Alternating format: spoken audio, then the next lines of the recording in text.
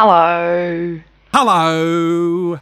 Hi, I'm Courtney and this is my channel. Hello. Today I'm doing some prosthetic makeup, showcasing these ones that are made by yours truly. They are on my Etsy at courtyoulooking. While I put makeup on, I like to talk about horror movies and especially behind the scenes, some behind the scenes facts that you probably may not know. I am going to talk about the movie Jaws, one of my favorite horror movies of all times. Alright, let's dive in.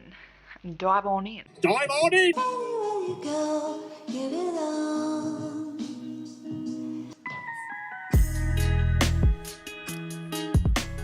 Jaws is a 1975 thriller.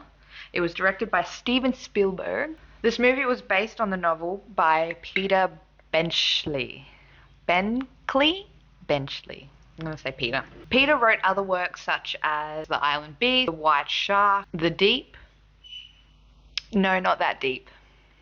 Never that deep. Most of his works were shark related, which, I mean, if it's not broke, don't fix it, right? He regretted writing about sharks so much. He completely switched careers and became a marine biologist, advocating the conservation of, you guessed it, sharks. Anyway, the movie is about a shark that likes eating people, especially teenagers who like to go naked skinny dipping in his home. I mean, Bruce, I don't blame ya. I'd be pretty peeved as well. Now, because the bodies were stacking up, the police sheriff said, we should probably close the beach because this shark is killing people and it's not messing around. And the mayor goes, nah, she'd be right.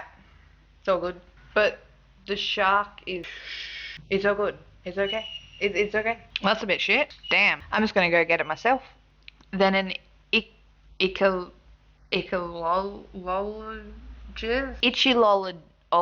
Anyway, he studies fish and he decides, hey, I want to come too. The two of them, the police chief and the itchy guy, decide, yep, let's go. But oh no, we don't have a boat. So where are we going to get a boat? And then this old dude in the corner is like, I've got a boat. It's the scene where he goes, that's like referenced in like everything. You got a bathroom in this place? In the back. Thanks. And he's like, I've got a boat. Let's go. Let's do this. You, me, and the itchy dude. And they go off in this boat to go harass this poor shark. There's a lot of just random stuff that goes on. Some goofy antics. Spoiler alert, shark dies. Sad. Very sad. So that's the story of the movie and the book. But what went wrong, especially in filming? Ooh, sit on down, because so much went wrong. Firstly, Steven Spielberg had the ingenious idea to film it in an actual ocean. They chose Martha's Vineyard, just outside of Massachusetts, which is a pretty nice little area, but when they were filming, so much went wrong. They didn't have all of the filming equipment that we have now. So he decided, let's film in the ocean. That will contribute to being over budget and over schedule. Good idea there, Steve-O. Because the mechanical shark had so many failures and issues, Steven had to really rely on making the movie very ominous and very suspenseful. So much that you don't actually see the shark that everyone's talking about and everyone's trying to get until a whopping hour and 21 minutes into the film. I knew that it was a while, but I did not realize it was half of the goddamn movie that you don't see a shark. It's just everyone going, there's a shark, it's killing people, and you don't actually see the shark. I mean, Steven Spielberg was a bit delusional with all of his ideas, but you gotta give it to him. He was a master of suspense. Almost the whole crew read the book at least once and loved the idea, except for one, Robert Shaw.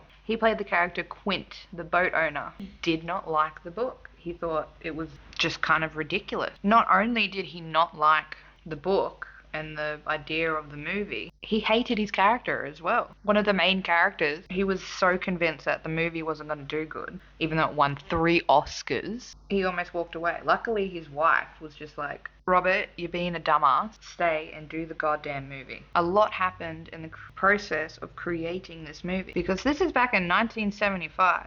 Makeup was not, let's say, realistic as it is today. So in a scene where they needed a hand sticking up out of the sand, they just buried a crew member, left her hand out of the sand, and just filmed it and called it a day. Imagine that, going home and being like, what did you do today, sweetie? Oh, I helped out on this big blockbuster movie. And what did you do? I got buried in sand. I mean, she would have had sand in places where sand does not need to be. At least the set was stable on a boat.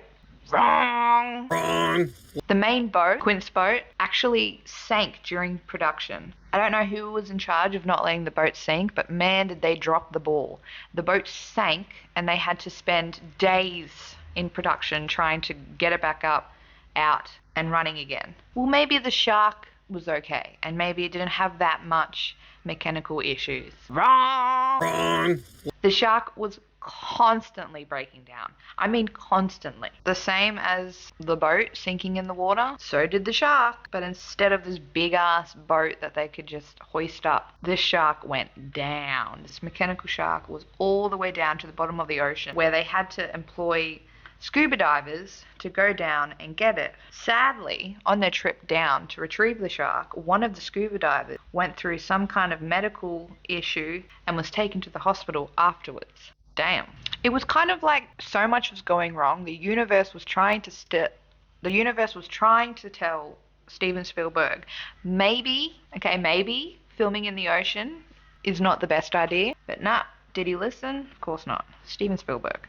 One day, Steven Spielberg's friend George Lucas, the Star Wars guy, he comes over to visit to see what's going on. And at this time, the mechanical shark just refused to work. And Steven Spielberg thought of the great idea to prank his mate George Lucas. So George comes along and he's like, wow, that's the shark, that's so cool. And Steven Spielberg goes, you know what's even cooler? If you got a photo inside the shark's mouth, that would be cool. So George agrees and he goes into the shark's mouth.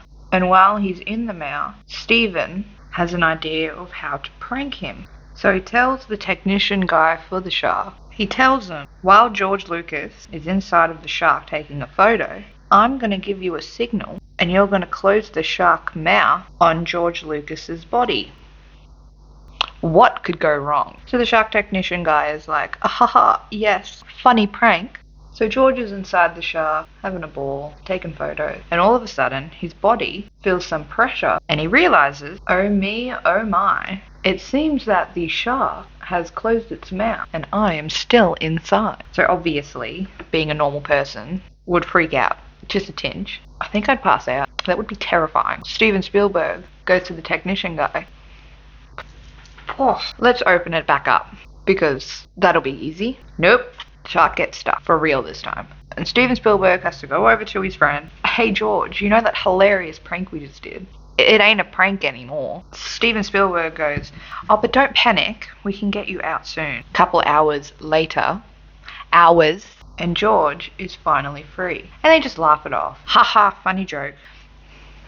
Man, I would be pissed. Jaws almost ended completely different. They almost had, instead of the ending where Brody, the police chief, survives and then he kills the shark with the spear thing. And he says the iconic line, smile, you bitch. Smile, you son of a bitch! They almost had the ending where Brody actually gets eaten by the shark in the end, and the shark just kind of swims away. Like, lol, I win. I'm not saying that would be a terrible ending, but it would have been kind of cool to see the shark win. The idea behind the shark living was that it would leave it open for a sequel. Even though they kept the original ending and they just had a sequel. They had heaps of sequels. I mean, none of them were as good as the first one, but I'm gonna put blood on and do my hair. I'll be back. Hi. I think this looks pretty flippin' cool, man. I'm gonna go take some pictures, probably change my shirt. But yeah, decided to do this kind of corpse, kind of gross look. Yeah, even though the movie had so many issues and so many problems, it's still a cinematic masterpiece that gave meaning to the word blockbuster. It was a lucky coincidence that the movie was actually supposed to be released in 1974 around Christmas time, but because of all the mishaps, it was released in summer of 1975. Like, why wouldn't you think a shark movie based around summer and swimming in the ocean. Why would that be a Christmas film? Why would Christmas be like? Let's show it at Christmas time. If you are still here, thank you so much for watching my video, clicking on it. And like I said at the start, my Etsy shop is Court You Looking. You can buy all prosthetics shown. This is the look. Bit spooky, bit spooky. I'm going to put up photos on my Instagram if you wanted to check that out. That's courtyoulooking.mua. And if you liked this video, give it a like, give it a subscribe, give it a comment if you want. Not pressuring. Little pressure. No pressure. Yeah, let me know what horror movie you want me to do next. I've already got an idea of my next one, but after that, other than that, thanks for watching. Bye.